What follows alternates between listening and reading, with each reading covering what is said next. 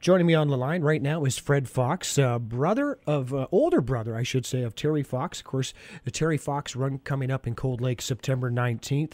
And it was 30 years ago, or just over 30 years ago, April 12th, 1980, that Terry started his run just outside St. John's, Newfoundland, by dipping his leg into the Atlantic Ocean and starting his run there.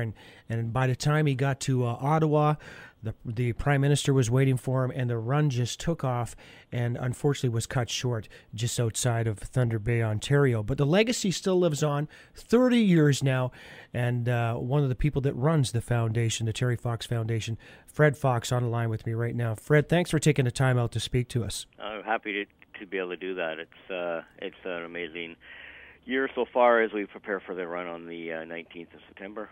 Absolutely. Well, we know so much about Terry. I was lucky enough to meet one of the people that was in his life, his high school coach.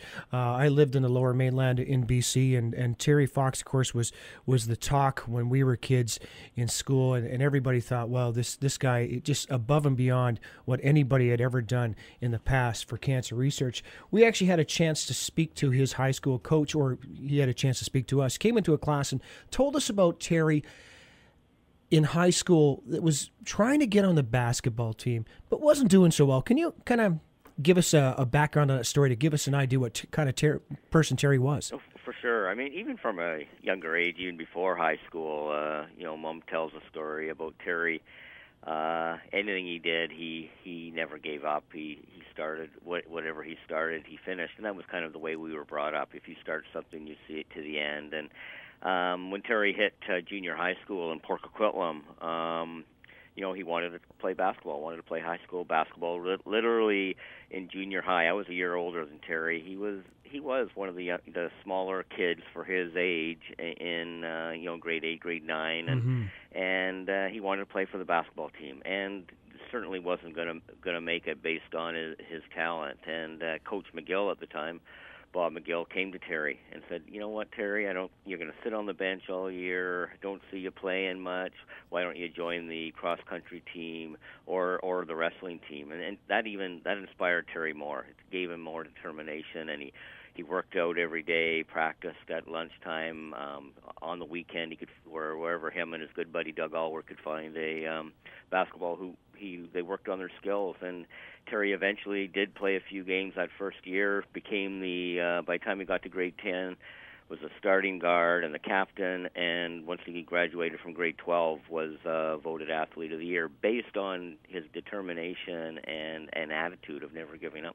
Really just a testament of who he really was throughout life. You bet. And and that carried on, obviously, when the following 1976, when he went to Simon Fraser University as a walk-on athlete, where you've got athletes there that are coming from all over the country, actually, on scholarships, athletic scholarships.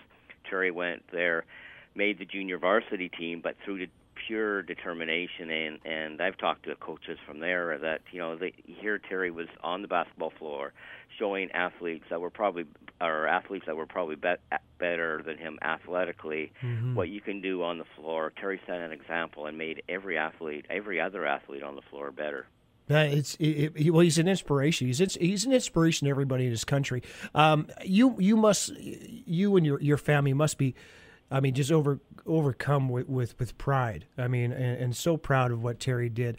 We know what Terry's all about when it comes to the run. But let's find out, like we've been talking here, more about Terry the person. I want to delve into maybe Terry as the kid, Terry as a brother. What was Terry like as a brother? Well, I say what a lot of times when we go around and we get an opportunity to speak at schools and other events, that growing up with Terry was no different than growing up with any other sibling. Everybody's got brothers and sisters, and growing up with him, he was a bit of a pain in the rear end at times, but it was the way we grew up. We did everything together. We challenged each other. It didn't matter whether it was going down to the local park and kicking field goals, who could kick the longest field goal, or even picking blueberries, who could pick the most blueberries in a day. It was always a challenge. Wrestling with our dad, Daryl, brother Daryl, and Terry and I would always wrestle with our dad on the living room floor, and without hesitation, there's always going to be one of us that came away from that bawling our eyes out, because it was like, fight to the fittest. Yeah. And that's the way it was. And growing up with Terry was no different than anybody growing up with any other brother or sister. He was liked to be active. We liked to do things. We just participated and competed all the time. Do you remember the day he told the family he was going to do his run, or his idea?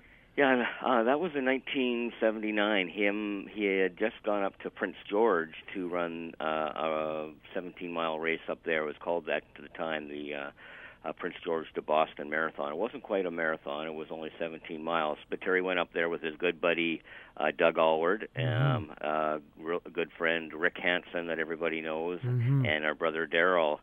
Terry started. He was the only.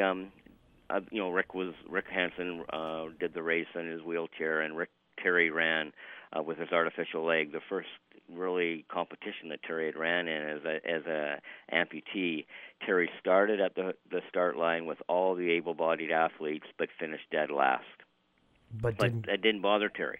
All that mattered was he was able to complete the race, and he completed what he started. He came home after that Labor Day long weekend, and I wasn't living at home at the time.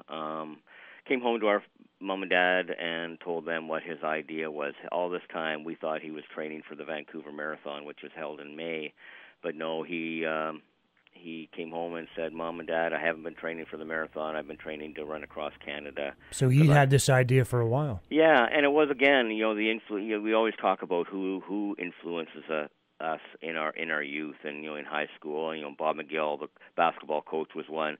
Our senior high school basketball coach was Terry Fleming, and he came the night before Terry's operation to have his leg amputated.